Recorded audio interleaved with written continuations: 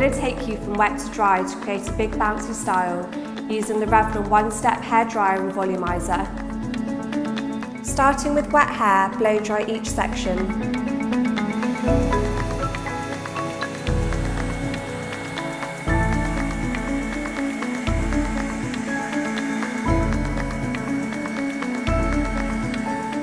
To ensure the blow dry lasts, curl the section and pin it to the head. Once the hair is cool, unpin from the head.